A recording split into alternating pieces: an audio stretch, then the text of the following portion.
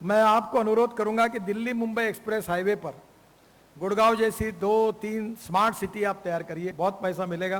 नहीं तो रोड हम बनाएंगे और माल बिल्डर कमाएंगे।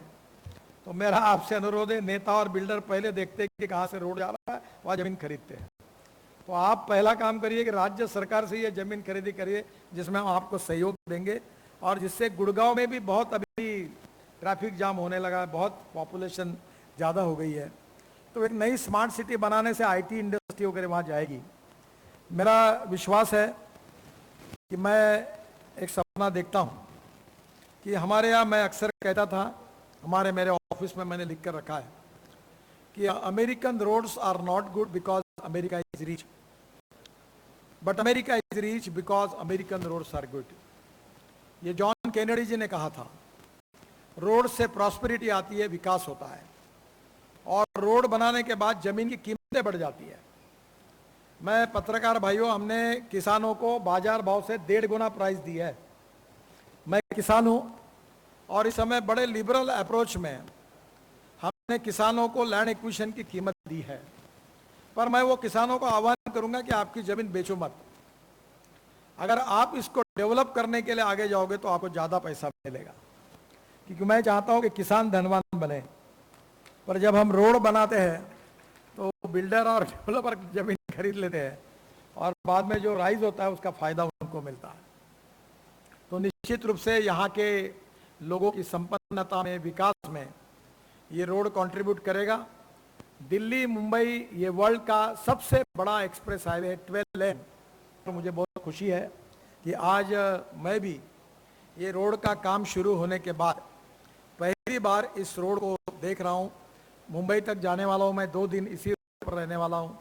तो पहली बार आज मुझे इसको देखने का आनंद मिलेगा और मुझे बहुत खुशी है कि देश का पहला एक्सप्रेस हाईवे मैंने 95, 96, 97 में महाराष्ट्र में मुंबई और पुणे के बीच में बनाया था।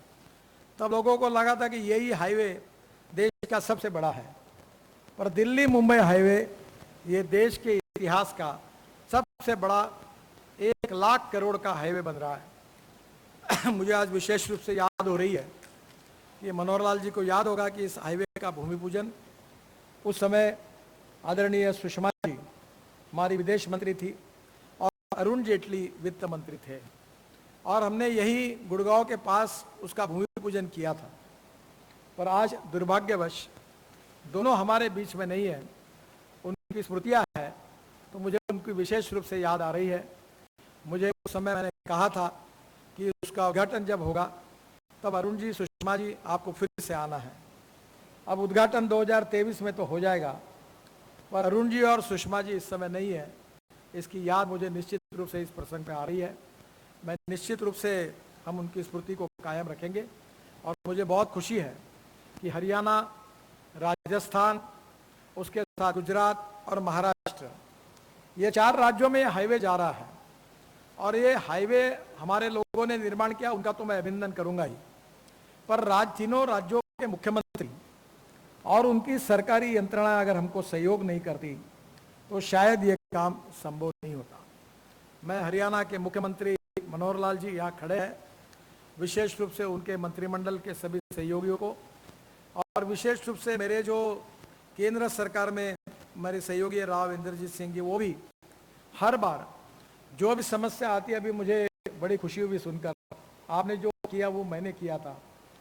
मेरी नई शादी हुई थी और मेरे ससुरे का घर रोड के बीच में आ रहा था, तो रामटेक में वो रोड बन रहा था, तो मेरे पत्नी को बिना बताए सासरे के घर पर बुलडोजर चला दिया था और रोड उखाड़ दिया था। तो अभी मुझे अधिकारी बता रहे थे कि आपका भी, भाभी जी का कहीं शायद यही घर है, तो रोड बनाने के समय प्रॉब्लम आया था और आपने उनको कहा कि आपको जगह तोड़नी होगी, आपको खाली करना होगा। यही नेताओं ने करना चाहिए, अतिक्रमण को बचाने का पाप नहीं करना चाहिए, और आपने ये भूमिका ली, इसलिए मैं आपका भी बहुत बहुत धन्यवाद करता हूँ। ऐसे लोग देश में काम कर सकते हैं। मुझे बहुत खुशी हुई कि आपने हमको सहयोग किया और आज वो रोड बन रहा है जो मैंने देखा। मनोहर लाल जी ने जितनी मांगे की है वो जरूर फिर से डिटेल में हम करेंगे, कोई बाकी रहा तो। हाँ, और निश्चित रूप से हरियाणा के विकास में मनोहर लाल जी के नेतृत्व में हरियाणा चौफेर विकास कर रहा है। और उनके साथ हम भी पूरी ताकत और शक्ति के साथ हरियाणा का, दिल्ली का रोड इंफ्रास्ट्रक्चर खड़ा करने में हम कहीं कसर नहीं छोड़ेंगे।